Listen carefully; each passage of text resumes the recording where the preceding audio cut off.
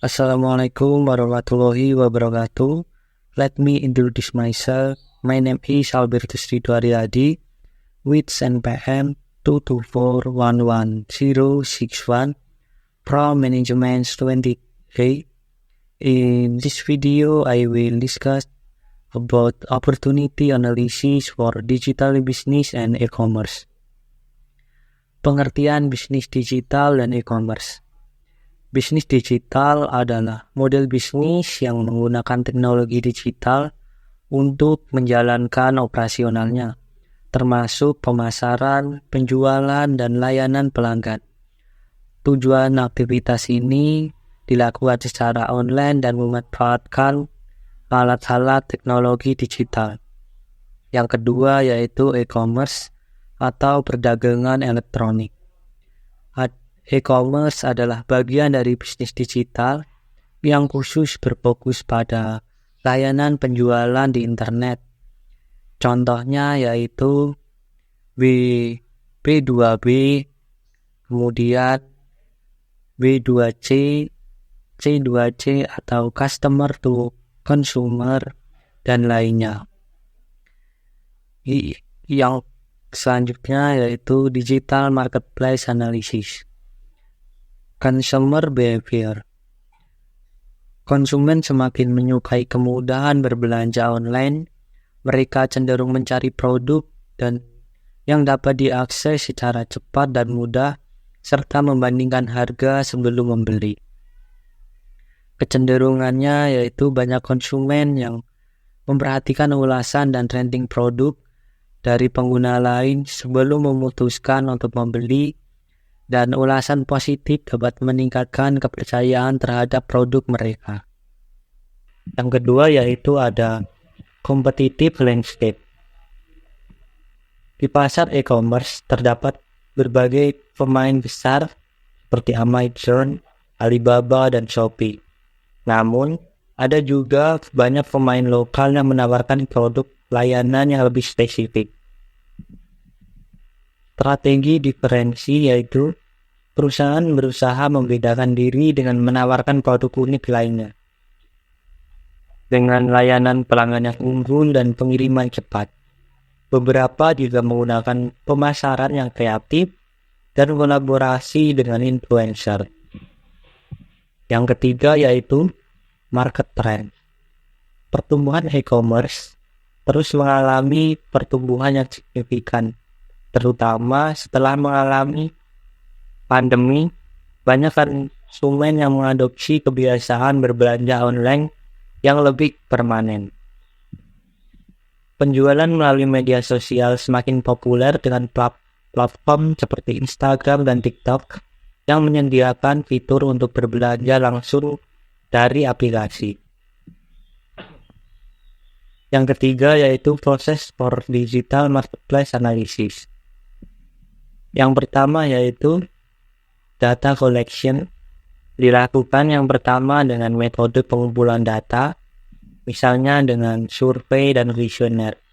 Yang kedua, analisis data dan web dengan menggunakan situs atau halaman yang dilihat. Ketiga yaitu media sosial dengan mengamati interaksi konsumen dari platform media sosial. Yang kedua, market segmentation. Market segmentation dilihat dari sisi demografis, misalnya dari usia, jenis kelamin, pendapatan, dan lokasi.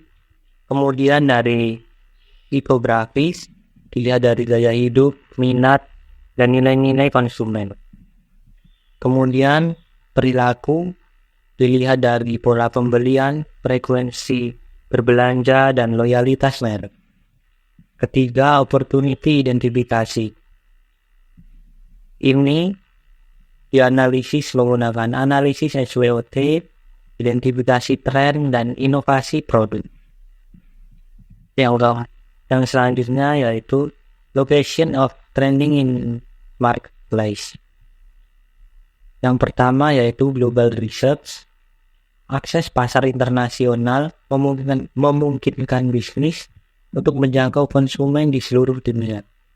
Menghilangkan batasan geografis ini memberikan peluang untuk mengekspansi pasar yang lebih luas. Yang kedua, mobile commerce. Dengan meningkatkan penggunaan smartphone, mobile commerce menjadi bagian penting dari strategi e-commerce. Banyak konsumen lebih memilih berbelanja melalui aplikasi mobile atau situs yang dioptimalkan untuk perangkat seluler. Yang ketiga yaitu omni-channel experience. Omnichannel mengacu pada pendekatan yang mengintegrasikan berbagai saluran penjualan dari online dan offline, memberikan pengalaman dan konsisten kepada konsumen. Misalnya pelanggan bisa memesan online atau mengambil di toko fisik. Yang kelima, business model for e-commerce. Customer centric. Biasanya memprioritaskan kebutuhan dan preferensi konsumen digital untuk memberikan pengalaman yang luar biasa. Kedua yaitu stable infrastruktur. Membangun infrastruktur yang kuat dan fleksibel untuk mengakomodasi pertumbuhan dan permintaan pasar. Yang ketiga yaitu data driven. Memanfaatkan analisis data untuk mengoptimalkan proses operasi, pemasaran, dan pengambilan keputusan. Yang keempat, agile strategis. Beradaptasi dengan cepat terhadap perubahan kondisi pasar dan ekspansi pelanggan yang terus berubah.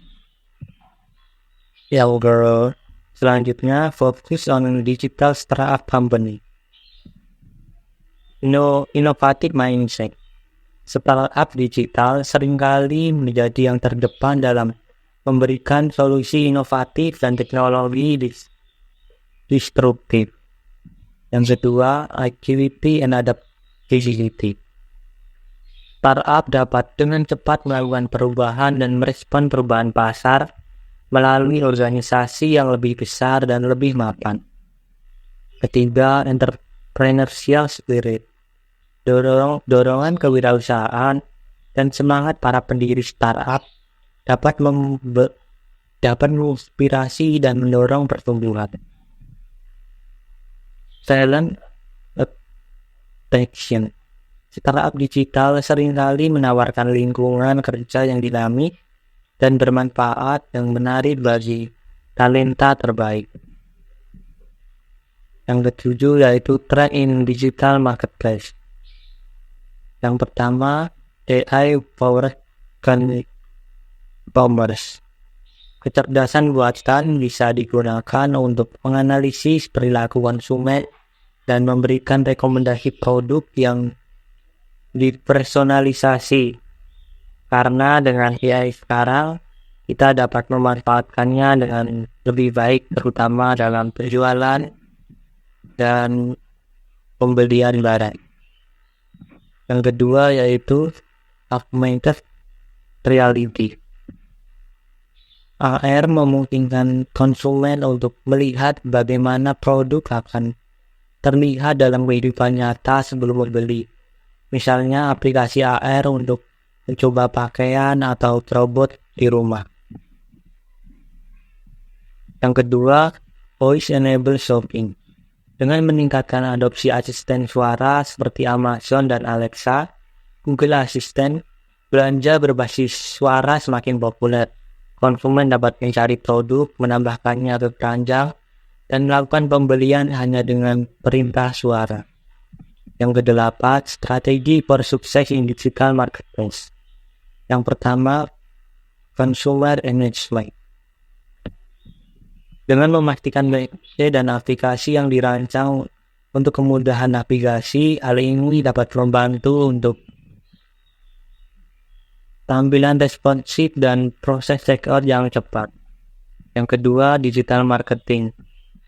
Dengan mengoptimalkan konten dan mesin untuk mencari agar lebih mudah ditentukan oleh konsumen.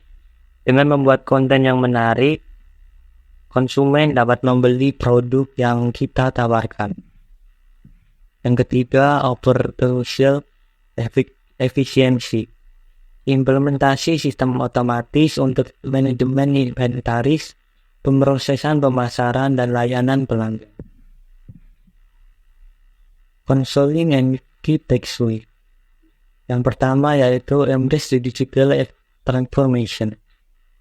Kenali potensi besar pasar digital dan posisikan bisnis kita. Yang kedua, understand your customer. Analisis secara mendalam perilaku, preferensi, dan permasalahan konsumen untuk melihat solusi yang diberikan.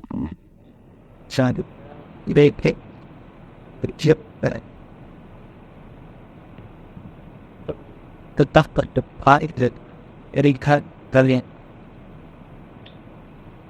That's all my video. I hope the knowledge I convey is useful for you. I would like to express my gratitude. Wassalamualaikum warahmatullahi wabarakatuh.